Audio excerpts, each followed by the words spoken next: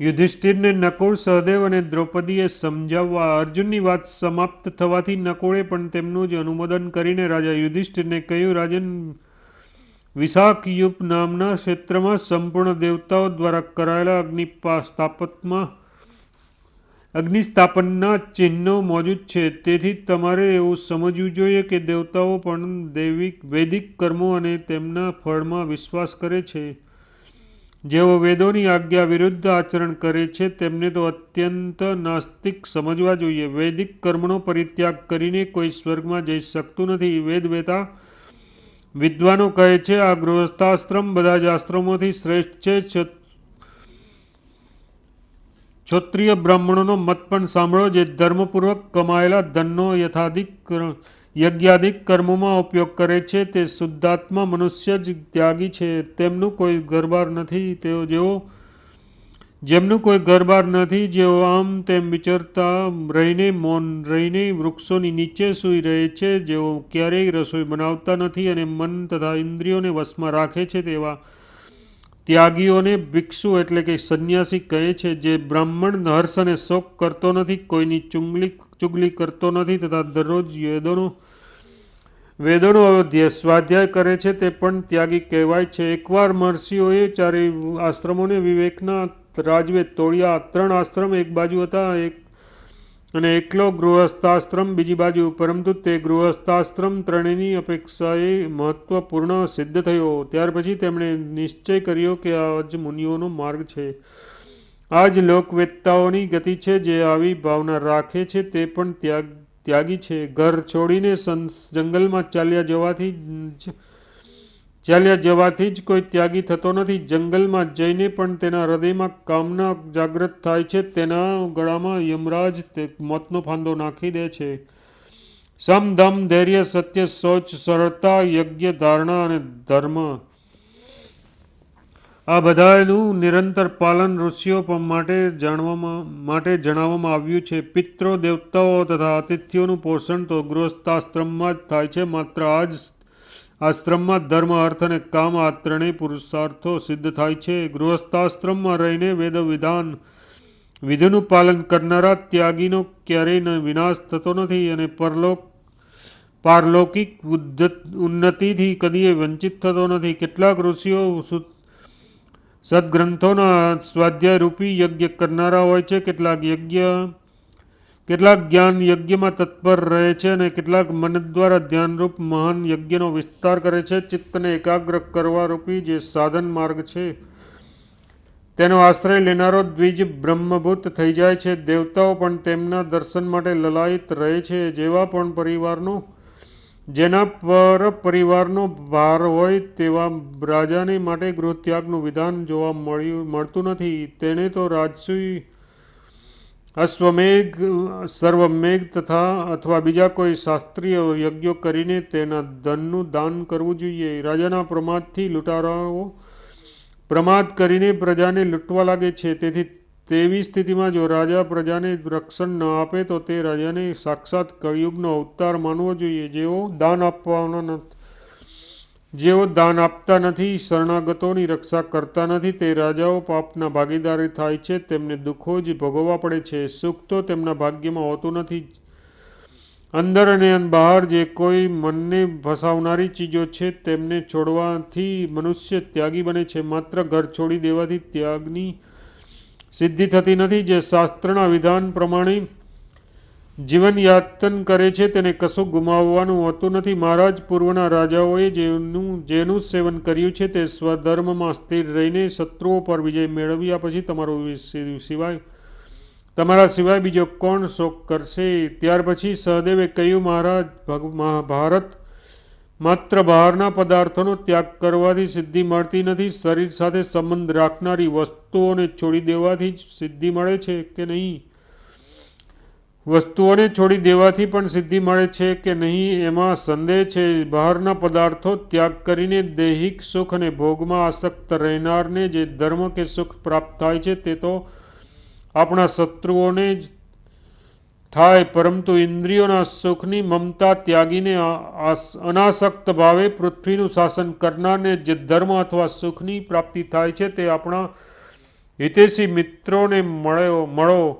2 અક્ષરનો મમ આ મારું છે એવો ભાવ મૃત્યુ છે, અને 3 અક્ષરનો નમમ આ મારું નથી એવો ભાવ અમૃત સમાન બ્રહ્મ છે. મહારાજ, જો જીવ નિત્ય છે, તેનું અવિનાશી હોવું નિત્ય છે, તો પ્રાણીઓના શરીરનો વધ કરવા માત્રથી વાસ્તવમાં તેની હિંસા થતી નથી. આથી વિપરીત, જો શરીર સાથે જ જીવનની ઉત્પત્તિ તથા તેના નષ્ટ થવાની સાથે જીવનનો પણ નાશ માનવામાં આવે તો ત્યારે તો સંપૂર્ણ વૈદિક કર્મ માર્ગ જ વ્યર્થ સિદ્ધ થશે. તેથી જાણકાર વિજ્ઞ પુરુષે એકાંતમાં રહેવાનો વિચાર છોડીને પૂર્વના પુરુષોએ જે માર્ગનું સેવન કર્યું છે તેનો જ આશ્રય લેવો જોઈએ. રાજન, વનમાં રહીને ત્યાંના ફળ મૂળનો નિર્વાહ કરતો રહીને પણ જે સંસારના પદાર્થોનું આસક્તિ મમતા રાખે છે તે મૃત્યુના જ મુખમાં છે. પ્રાણીઓનું બાહ્ય સ્વરૂપ કાંઈક જુદું જ હોય છે અને આંતરિક સ્વરૂપ કાંઈક જુદું જ. તમે તેના પર ચિંતન કરો. જેઓ બહારથી બધાની ભીતર બિરાજમાન આત્માને જુએ છે તેઓ જ મહાન ભયથી છૂટી જાય છે. મારા પિતા, માતા, ભાઈ તથા ગુરુ સર્વ તમે જ છો. હું આર્ત છું, તેથી દુઃખમાં ન જાણે શું બકવાદ કરી નાખ્યો. તમે તેને ક્ષમા કરો. મેં સાચું ખોટું જે કાંઈ કહ્યું છે તે તમારા ચરણોમાં ભક્તિ હોવાને કારણે જ કહ્યું છે. વૈશંપાયનજી કહે છે, આ પ્રમાણે પોતાના ભાઈઓના મુખેથી વેદના સિદ્ધાંતોને સાંભળીને પણ જ્યારે યુધિષ્ઠિર ચૂપ રહ્યા, ત્યારે ધર્મને જાણનારી દ્રૌપદી તેમના તરફ જોઈને તેમને મધુર વાણીમાં સમજાવતા કહેવા લાગી, મહારાજ, તમારા આ ભાઈઓ તમારો સંકલ્પ સાંભળીને સુકાઈ ગયા છે અને ચાતકની જેમ રટણ કરી રહ્યા છે. તેમ છતાં તમે પોતાની વાતની તેમને પ્રસન્ન કરતા નથી કેમ? આ લોકો સદા તમારા માટે સુખ દુઃખ જ ઉઠાવતા આવ્યા છે. અમે તો તેમને પ્રિય વાતો કહીને આનંદિત કરો. તમને યાદ હશે જ્યારે દૈતવનમાં આ બધા જ ભાઈઓ તમારી સાથે ઠંડી, ગરમી અને આંધી પાણીનું કષ્ટ ભોગવી રહ્યા હતા, ત્યારે તમે તેમને ધીરજ આપતા કહ્યું હતું, ભાઈઓ, આપણે દુર્યોધનને યુદ્ધમાં મારીને આ સંપૂર્ણ પૃથ્વીનું રાજ્ય ભોગવીશું. તે વખતે મોટા મોટા યજ્ઞો કરીને પર્યાપ્ત દાન દક્ષિણા આપતા રહેવાથી તમારું આ વનવાસનું દુઃખ સુખના રૂપમાં ફરવાઈ જશે. ધર્મરાજ, જો આવું જ કરવું હતું તો તે સમયે તેવી વાતો કેમ કહી? જ્યારે તમે પોતે જ ઉપયુક્ત વાતો કરીને અમારો ઉત્સાહ વધાર્યો, તો હવે તમે અમારું દિલ કેમ તોડી રહ્યા છો? તમારે દંડ આજે રાજધર્મ દ્વારા પૃથ્વીનું પાલન કરવું જોઈએ, કેમ કે દંડ ન આપનાર ક્ષત્રિયની કોઈ શોભા નથી. દંડ ન આપનાર રાજા આ પૃથ્વીનો ઉપભોગ કરી શકતો નથી તથા તેની પ્રજાને પણ સુખ મળતું નથી. રાજાઓનો પરમ ધર્મ તો એ જ છે, તેઓ દુષ્ટને દંડ આપે, સત્પુરુષોનું પાલન કરે અને યુદ્ધમાં ક્યારેય પીઠ ન દેખાડે. જે પ્રસંગને જોઈને ક્ષમા કરે છે અને ક્રોધ પણ કરે છે, દાન આપે છે અને કર લે છે, શત્રુઓને ભયભીત કરે છે અને શરણાગતને નિર્ભય કરે છે તથા દુષ્ટોને દંડ આપે છે અને દીનજનો પર અનુગ્રહ કરે છે, તે રાજા ધર્માત્મા કહેવાય છે. તેમને આ પૃથ્વી ન તો શાસ્ત્ર સાંભળવાથી મળે છે, ન દાનમાં, કે ન તમે કોઈને સમજાવી પટાવીને હડપ કરી લીધી છે, ન યજ્ઞમાં પ્રાપ્ત કરી છે, ન ભીખ માગીને લીધી છે. તમે તો શત્રુઓની પ્રબળ સેનાનો સંહાર કરીને તેના પર વિજય પ્રાપ્ત કર્યો છે. તેથી તમે આ પૃથ્વીનો ઉપભોગ કરો. મહારાજ, અનેક દેશો જ્યાં છે તે સંપૂર્ણ જંબુદ્વીપ પર તમે કર લગાવ્યો. જંબુદ્વીપ જેવો જ મેરુગીરીની પશ્ચિમમાં કોંચ દ્વીપ છે, તેના પર અધિકાર જમાવ્યો. મેરુની પૂર્વમાં કોંચદ્વીપ જેવો છે તે શાકદ્વીપ છે, તેના પર પણ કર લગાવ્યો. અને મેરુની ઉત્તર તરફ જે શાકદ્વીપ જેટલો જ ભદ્રાશ્વદ્વીપ છે તેના પર પણ શાસન કર્યું છે. આ સિવાય પણ જે અનેક દેશોના આશ્રયભૂત દ્વીપો અને અનંત દ્વીપો સમુદ્ર પાર છે, ત્યાં પણ તમે અધિકાર પ્રાપ્ત કર્યો. ભાઈઓની સહાયતાથી આવું અનુપમ પરાક્રમ કરીને દ્વિજાતિઓ દ્વારા સન્માનિત થઈને પણ તમે પ્રસન્ન કેમ થતા નથી? મારા અનુરોધથી તમે તમારા આ ભાઈઓને અભિનંદન એટલે કે ધન્યવાદ આપો. મહારાજ, મારા સાસુ ક્યારેય જૂઠું બોલતા નથી. તેઓ સર્વજ્ઞ છે અને બધું જ તેમની દ્રષ્ટિની સામે જ છે. તેમણે મને કહ્યું હતું, પાંચાલ રાજકુમારી રાજા યુધિષ્ઠિર અત્યંત પરાક્રમી છે. તેઓ હજારો રાજાઓનો સંહાર કરીને તમને બહુ સુખમાં રાખશે, પરંતુ આજે તમારો મોહ જોઈને તેમની વાત પણ વ્યર્થ થતી દેખાય છે. જ્યારે મોટો ભાઈ ઉન્મત્ત થઈ જાય છે ત્યારે નાના ભાઈઓ પણ તેનું જ અનુસરણ કરવા લાગે છે. તમારા ઉન્મત્ત એટલે કે ચિત્તભ્રમથી બધા જ પાંડવો પણ ઉન્મત્ત થઈ ગયા છે. જે ઉન્મત્તતાનું કામ કરે છે તેનું ક્યારેય ભલું થતું નથી. ઉન્માર્ગ પર ચાલનારની તો દવા કરવી જોઈએ. હું જ સંસારની બધી સ્ત્રીઓમાં નીચ છું, જે પુત્રોના મરાઈ જવા છતાં જીવતી રહેવા ચાહું છું. આ બધા જ લોકો સમજાવવાનો પ્રયત્ન કરી રહ્યા છે, છતાં પણ તમે માનતા નથી. હું સાચું કહું છું, તમે સંપૂર્ણ પૃથ્વીનું રાજ્ય છોડીને પોતાના માટે સ્વયં વિપત્તિને આમંત્રણ કરી રહ્યા છો. રાજન, તમે માંધાતા અને અમરીશ જેવા તેજસ્વી છો. સઘળી પ્રજાનું ધર્મ અનુસાર પાલન કરતા રહીને પર્વતો, વનો તથા દ્વીપો સહિત આ પૃથ્વીનું શાસન કરો. ઉદાસ ન થાઓ. નાના પ્રકારના યજ્ઞો કરીને બ્રાહ્મણોને દાન આપો. અર્જુન દ્વારા દંડનીતિનું સામર્થ્ય અને ભીમનો યુધિષ્ઠિરને રાજ્ય તરફ આકૃષ્ટ કરવાનો પ્રયાસ.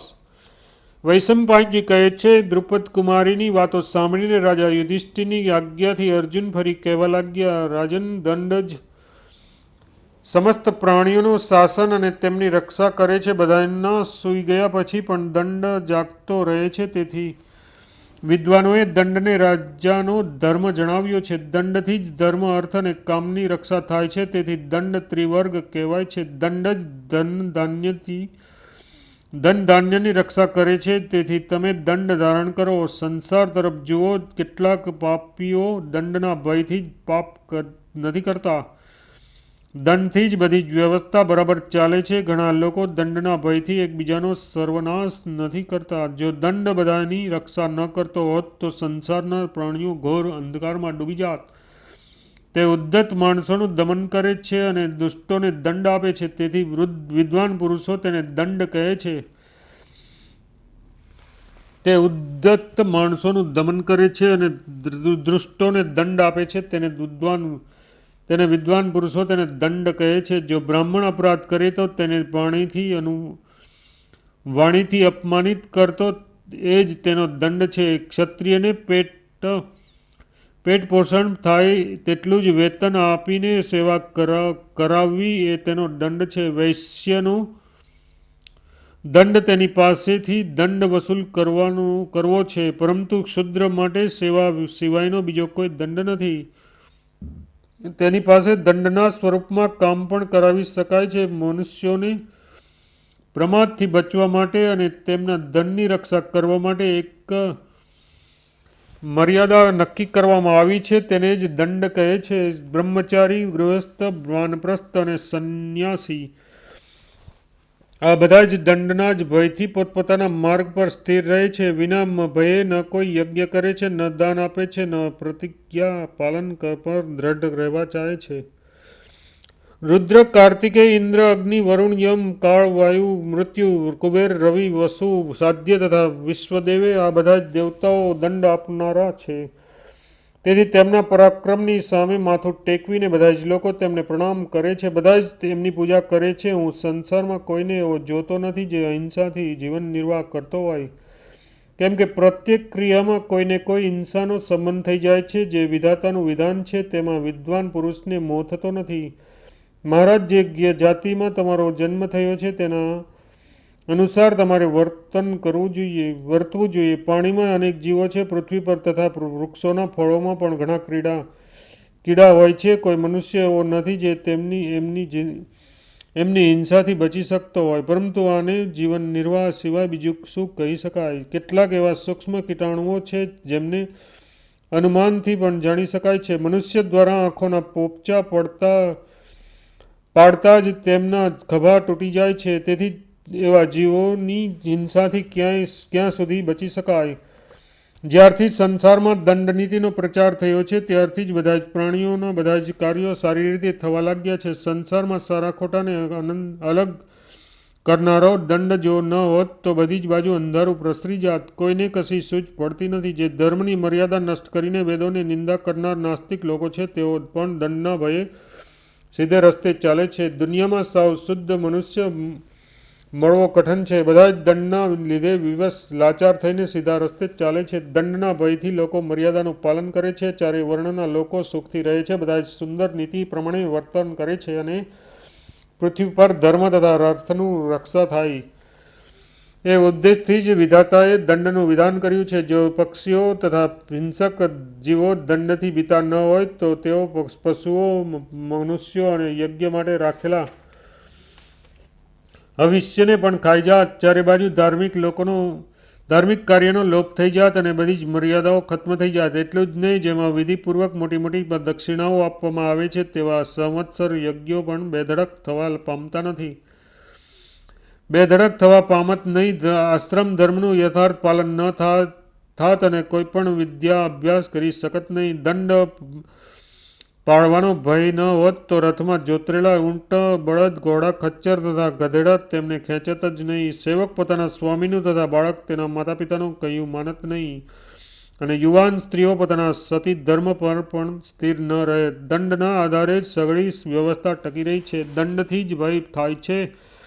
મનુષ્યનો આલોક અને પરલોક પણ દંડ પર પ્રતિષ્ઠિત છે. જ્યાં દંડ આપવાનું સુંદર વિધાન છે ત્યાં છળ, પાપ અને ઠગાઈ જોવામાં આવતી નથી. એમાં શંકા નથી કે મનુષ્યના બધા જ કર્મો ધનને અધીન છે, પરંતુ ધન દંડને અધીન છે. જુઓ દંડનો કેટલો મહિમા છે. સંસાર યાત્રાનો નિર્વાહ કરવા માટે ધર્મનું પ્રતિપાદન કરવામાં આવે છે. કોઈ પણ વસ્તુ એવી નથી જેમાં બધા ગુણ હોય અથવા તે બધા જ ગુણોથી વંચિત હોય. પ્રત્યેક કાર્યમાં સારું નરસું બંને જોવા મળે છે. આ બધી જ વાતનો વિચાર કરીને તમે આ પ્રાચીન ધર્મનું પાલન કરો, યજ્ઞ કરો, દાન આપો તથા પ્રજા અને મિત્રોની રક્ષા કરો. અર્જુનની વાત સમાપ્ત થયા પછી ભીમસેન કહેવા લાગ્યા, રાજન, તમે બધા જ ધર્મોના જ્ઞાતા છો. તમને કશું જ કહેવાની જરૂર નથી. મેં ઘણીવાર મનમાં નિશ્ચય કર્યો કે ન બોલવું, પરંતુ જ્યારે વધારે દુઃખ થવાને લીધે બોલવું જ પડે છે. તમારો આ અત્યંત વિષાદ જોઈને અમે અત્યંત વ્યાકુળ અને નિર્બળ થઈ રહ્યા છીએ. તમે સંસારની ગતિ અને અગતિ બંને જાણો છો. ભવિષ્ય અને વર્તમાન પણ તમારાથી છાનું નથી. આવી સ્થિતિમાં પણ તમને રાજ્ય પ્રત્યે આકૃષ્ટ કરવાનું જે કારણ છે તે કહી રહ્યો છું. ધ્યાન આપીને સાંભળો. મનુષ્યને બે પ્રકારના વ્યાધિ થાય છે, એક શારીરિક અને બીજો માનસિક. આ બંનેની ઉત્પત્તિ એક બીજા પર આશ્રિત છે. એકના વિના બીજો થવો સંભવ નથી. ક્યારેય શારીરિક વ્યાધિથી માનસિક વ્યાધિ થાય છે અને ક્યારેક માનસિક વ્યાધિથી શારીરિક વ્યાધિ. જે મનુષ્ય ભૂતકાળમાં શારીરિક કે માનસિક દુઃખોનો વિચાર કરે છે તેને એક દુઃખમાંથી બીજું દુઃખ પ્રાપ્ત થાય છે. તેને બંને પ્રકારના અનર્થોથી ક્યારેય છુટકારો મળતો નથી. તેથી જેમ ભીષ્મ અને દ્રોણ સાથે તમારું યુદ્ધ થયું હતું એ જ રીતે તમારે તમારા મન સાથે લડવું જોઈએ. તેનો સમય હવે આવી ગયો છે. આ યુદ્ધમાં ન બાણોનું કામ છે, ન મિત્રનું છે, ન ભાઈઓનું સહાયતાનું. તમારે એકલાએ જ લડવાનું છે. મનને જીત્યા વિના તમારી શી દિશા થશે તે હું કહી શકતો નથી. હા, તેને જીતીને તમે અવશ્ય કૃતાર્થ થઈ જશો. પ્રાણીના આવાગમન પર વિચાર કરીને પોતાની બુદ્ધિને સ્થિર કરો. આ બાપ દાદાઓનું રાજ્ય ચલાવો. સૌભાગ્યની વાત છે કે પાપી દુર્યોધન સેવકો સાથે મરાઈ ગયો. હવે તમે અશ્વમેઘ યજ્ઞ કરીને વિધિપૂર્વક દક્ષિણા આપો. અમે બધા જ તમારા દાસ છીએ. યુધિષ્ઠિર દ્વારા ભીમને ફટકાર અને મુનિવૃત્તિની પ્રશંસા તથા અર્જુને રાજા જનકના દ્રષ્ટાંતથી તેમના સમજાવવા. વૈશંપાયનજી કહે છે, ભીમસેનની વાત સાંભળીને યુધિષ્ઠિર બોલ્યા, ભીમ, અસંતોષ, પ્રમાદ, મદ, રાગ, અશાંત, બળ, મોહ, અભિમાન તથા ઉદ્વેગ, આ બધા જ પ્રબળ પાપોએ તમારા મનને વશ કરી દીધું છે. તેથી તમને રાજ્યની ઈચ્છા થાય છે. ભાઈ, ભોગોની આસક્તિ છોડો અને બંધન મુક્ત થઈને શાંત અને સુખી થઈ જાઓ. અગ્નિ ગમે તેટલો કેમ ન ધગધગતો હોય તેમાં લાકડા નાખવામાં ન આવે તો તે પોતાને મેળે શાંત થઈ જાય છે. તે જ રીતે તમે પણ તમારો આહાર ઓછો કરીને પેટના અગ્નિને શાંત કરો. આ અગ્નિ આજકાલ બહુ વધી ગયો છે. પહેલાં પોતાના પેટને જીતો, પછી જ એવું માનવામાં આવશે કે આ જીતી લીધેલી પૃથ્વી દ્વારા તમે કલ્યાણ પર વિજય મેળવ્યો છે. ભીમસેન, તમે મનુષ્યોના કામભોગ અને ઐશ્વર્યની પ્રશંસા કરો છો, પરંતુ જે ભોગ રહિત અને તમારા કરતાં બહુ દુર્બળ છે તે ઋષિમુનિઓ સર્વોત્તમ પદને પ્રાપ્ત કરે છે. જે લોકો પાંદડા ખાય છે, પથરા પર વાટીને કે દાંતથી ચાવીને ખાય છે, અથવા પાણી કે હવા પીને રહે છે, તે તપસ્વીઓએ નરક પર વિજય મેળવ્યો છે. ત્યાં તમારા જેવા વીરોની વીરતા કામ આવતી નથી. એક બાજુ પૃથ્વીનો ચક્રવર્તી રાજા છે અને બીજી બાજુ પથ્થર અને સોનાને એક સરખા ગણનારો મુનિ. એ બંનેમાં મુનિ જ કૃતાર્થ છે, રાજા નહીં. પોતાના મનોરથની પાછળ મોટા મોટા કાર્યોનો આરંભ ન કરો. આશા કે મમતા ન રાખો. તેથી તમને આ લોક અને પરલોકમાં પણ શોક રહિત સ્થાન પ્રાપ્ત થશે. જેણે ભોગોની આસક્તિ છોડી દીધી છે તેઓ ક્યારેય શોક કરતા નથી. પછી તમે કેમ ભોગોની ચિંતા કરી રહ્યા છો? જો સંપૂર્ણ ભોગોનો પરિત્યાગ કરી દો તો મિથ્યાવાદથી છૂટી જશો. પરલોકમાં બે માર્ગ પ્રસિદ્ધ છે, પિતૃયાન અને દેવયાન. સકામ યજ્ઞ કરનારા પિતૃયાનથી જાય છે અને મોક્ષના અધિકારી દેવયાનથી. મહર્ષિઓ તપ, બ્રહ્મચર્ય તથા સ્વાધ્યાયના બળ પર તેઓ એવા સ્થાને પહોંચી જાય છે જ્યાં મૃત્યુને પ્રવેશ નથી. રાજા જનક બધા જ દ્વંદ્વોથી રહિત અને જીવન મુક્ત પુરુષ હતા. તેમને મોક્ષ સ્વરૂપ આત્માનો સાક્ષાત્કાર થઈ ગયો હતો. પૂર્વકાળમાં તેમણે જે ઉદ્ગાર કાઢ્યા હતા તેને લોકો આ પ્રમાણે જણાવે છે: બીજાઓની દ્રષ્ટિમાં મારી પાસે અખૂટ ધન છે, પરંતુ મારું તેમાં કાંઈ નથી. સંપૂર્ણ મિથિલા બળી જાય તો પણ મારું કાંઈ નથી બળતું. મારું કાંઈ નહીં બળે. જે સ્વયં દ્રષ્ટા રૂપે રહીને આ દૃશ્ય પ્રપંચને જુએ છે તે જ આંખોવાળો છે અને તે જ બુદ્ધિમાન છે. અજ્ઞાન તત્વનું જ્ઞાન અને યથાર્થ બોધ નિશ્ચય કરનારી વૃત્તિને બુદ્ધિ કહે છે. જ્યારે મનુષ્ય ભિન્ન ભિન્ન પ્રાણીઓને એક જ પરમાત્મામાં સ્થિર જુએ છે તથા તેનાથી જ બધાનો વિસ્તાર થયેલો જુએ છે, તે સમયે તે બ્રહ્મ સ્વરૂપ થઈ જાય છે. બુદ્ધિમાન અને તપસ્વી જ તે ઉત્તમ ગતિને પ્રાપ્ત થાય છે. જેઓ જડ અને અજ્ઞાની છે, જેમનામાં શુદ્ધ બુદ્ધિ તથા તપનો અભાવ છે, તેવા લોકો ત્યાં પહોંચતા નથી. વાસ્તવમાં બધું જ બુદ્ધિમાં જ સ્થિર છે. આમ કહીને રાજા યુધિષ્ઠિર ચૂપ થઈ ગયા. ત્યારે અર્જુને ફરી કહ્યું: મહારાજ, જાણકાર લોકો રાજા જનક અને તેમની સ્ત્રીઓ સંવાદરૂપી એક પ્રાચીન ઇતિહાસ કહે છે. રાજા જનકે પણ રાજ્યનો પરિત્યાગ કરીને ભીખ માગવાનો નિશ્ચય કર્યો હતો. તે સમયે તેમની રાણીએ દુઃખી થઈને જે કાંઈ કહ્યું હતું તે તમને સંભળાવું છું. કહે છે કે એક દિવસ રાજા જનક પર મૂઢતા સવાર થઈ ગઈ. તેઓ ધન, સંતાન, સ્ત્રી, નાના પ્રકારના રત્નો તથા અગ્નિહોત્રો નો પણ ત્યાગ કરીને ભિક્ષુકની જેમ મુઠ્ઠીભર શેકેલા જવ લઈને રહેવા લાગ્યા. સ્વામીને આ સ્થિતિમાં જોઈને રાણીને ભારે રંજ થયો. તે એકાંતમાં તેમની પાસે જઈને બોલી: રાજન, તમારે માટે ભિક્ષુકની જેમ મુઠ્ઠી શેકેલા જવ ખાઈને રહેવાનું યોગ્ય નથી. તમારું આવા પ્રતિજ્ઞા અને ચેષ્ટા બધું જ રાજ્ય ધર્મથી વિરુદ્ધ છે. આ મહાન રાજ્યને છોડીને જો તમે થોડાક અન્નમાં જ સંતોષ માનો છો તો અનેક અતિથિઓ, દેવતાઓ, ઋષિઓ અને પિતૃઓનું ભરણ પોષણ કઈ રીતે કરી શકાય? મને તો એવું લાગે છે કે તમારો આ બધો જ પરિત્યાગ વ્યર્થ છે. તમે કર્મોનો ત્યાગ કર્યો છે, તેથી દેવતા, અતિથિ અને પિતૃઓએ તમારો પણ પરિત્યાગ કરી દીધો છે. તમારી હયાતીમાં જ તમારી મામ આજથી પુત્ર વિહોણી થઈ ગઈ અને આ અભાગણી કૌશલ્યા પણ પતિ વિહોણી. ભલા જણાવો તો ખરા કે તમે નાના પ્રકારના વસ્ત્રો તથા આભૂષણો છોડીને શા માટે સંન્યાસી થઈ રહ્યા છો?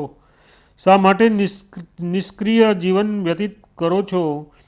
તમે તમારા પ્રાણીઓ માટે પરબ જેવા હતા. બધા જ આપની પાસે પોતાની પ્યાસ બુઝાવતા, કામનાઓને સંતોષવા આવતા હતા. એ જ પ્રમાણે એક સમય એવો હતો જ્યારે તમે ફળોથી ભરેલા વૃક્ષની જેમ બધા જ જીવોની ભૂખ મિટાવતા હતા. પરંતુ હવે મુઠ્ઠી અનાજ માટે સ્વયં બીજાની આગળ હાથ ફેલાવશો. એ બધું જ છોડીને તમે મુઠ્ઠી જવ માટે બીજાની કૃપા યાચના. તો આ ત્યાગમાં અને રાજ્ય કરવામાં શો ફરક રહ્યો? બંને સમાન તો છે જ. પછી કષ્ટ કેમ ઉઠાવી રહ્યા છો? મુઠ્ઠી જવની આવશ્યકતા તો રહેવાની જ હોય તો સર્વ ત્યાગની પ્રતિજ્ઞા ક્યાં ગઈ? મહારાજ, જો મારા પર તમારી કૃપા હોય તો આ પૃથ્વીનું પાલન કરો અને રાજમહેલ, શૈયા, સવારી, વસ્ત્ર તથા આભૂષણોનો ઉપયોગ કરો. જે હંમેશા બીજા પાસેથી દાન લે છે તથા જે નિરંતર સ્વયં દાન કરે છે તે બંનેમાં શો ફરક છે? તેમનામાં કોણ શ્રેષ્ઠ છે?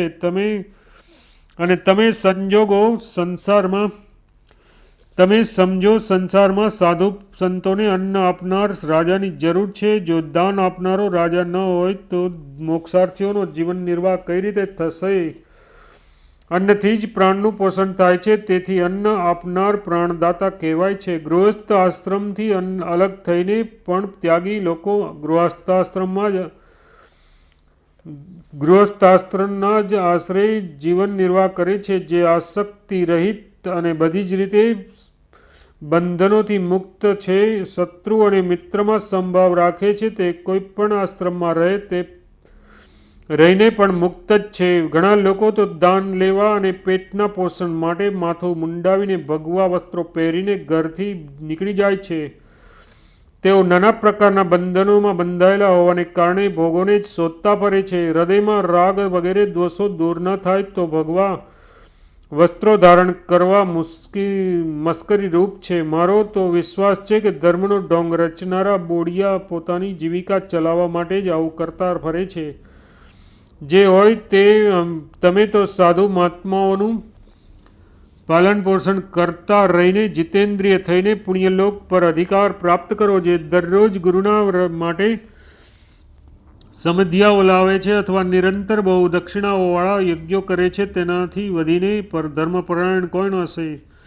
આ પ્રમાણે રાણીના સમજાવવાથી જનકે સંન્યાસ લેવાનો વિચાર છોડી દીધો. રાજા જનક સંસારમાં તત્વવેદા રૂપે પ્રસિદ્ધ છે, પરંતુ તેમને પણ મોહ થઈ ગયો હતો. તેમની જેમ તમે પણ મોહમાં જ ન પડો.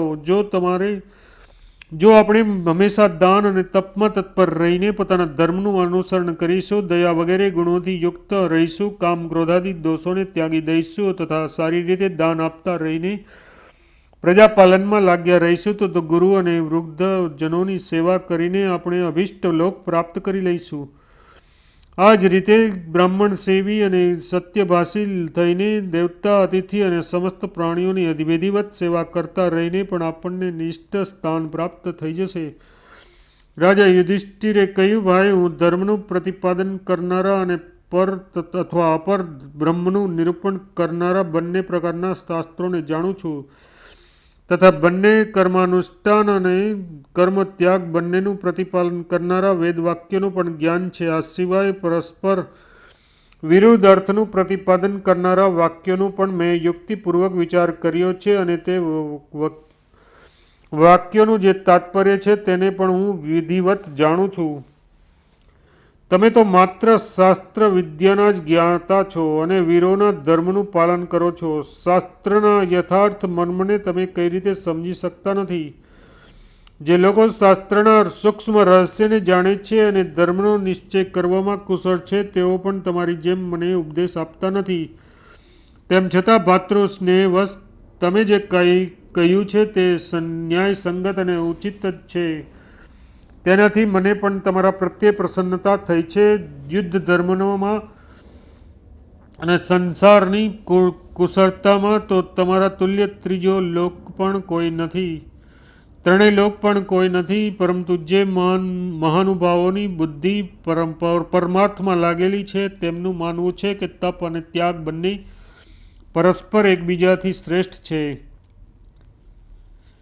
અર્જુન, તમે જે એવું સમજો છો કે ધનથી વધીને કોઈ ચીજ છે જ નહીં, એ બરાબર નથી. વાસ્તવમાં ધનનું કોઈ મહત્વ નથી. આ વાત જે રીતે સમજાઈ જાય તે તમને કહી રહ્યો છું.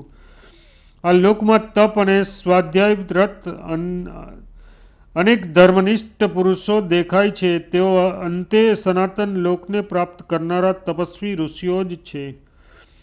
અનેક એવા પણ અજાતશત્રુ ધૈર્યવાન વનવાસી છે, જેઓ વનમાં રહીને સ્વાધ્યાય કરીને સ્વર્ગલોક પ્રાપ્ત કરી લે છે. કોઈ ભદ્ર પુરુષ ઇન્દ્રિયોને તેમના વિષયોથી રોકીને અવિવેક જનિત અજ્ઞાનથી છૂટીને દેવયાન માર્ગ દ્વારા ત્યાગીઓના લોકમાં જાય છે અને કોઈ તેજોમય દક્ષિણ માર્ગે પુણ્યલોકને પ્રાપ્ત થાય છે. પરંતુ મોક્ષ માર્ગી પુરુષોની ગતિ તો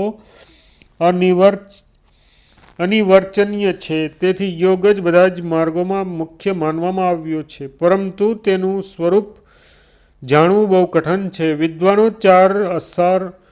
સાર અસાર વસ્તુઓ વિવેક કરવાની ઈચ્છાથી નિરંતર શાસ્ત્રોનું ચિંતન કરતા રહીને અને તેના પોતાના સ્વરૂપમાં સ્થિર થઈને અહીં જ મુક્ત થઈ જાય છે. તે આત્મતત્વ અહીં સૂક્ષ્મ છે, નેત્રોથી તેને જોઈ શકાતું નથી તથા વાણીથી વર્ણવી શકાતું નથી. જેઓ મહાન યુક્તિ કુશળ વિદ્વાનો છે તેઓ પણ આ આત્મતત્વના વિષયમાં ભ્રમિત થઈ જાય છે. પછી સાધારણ લોકોની તો વાત જ શી છે. આ પ્રમાણે મોટા મોટા બુદ્ધિમાનો, ક્ષત્રિય અને શાસ્ત્રોજ્ઞો માટે પણ તેને જાણવું બહુ દુષ્કર છે. પરંતુ અર્જુન, તત્વજ્ઞ લોકો તો તપ, જ્ઞાન અને ત્યાગથી એ નિત્ય મહાન સુખને પ્રાપ્ત કરી લે છે.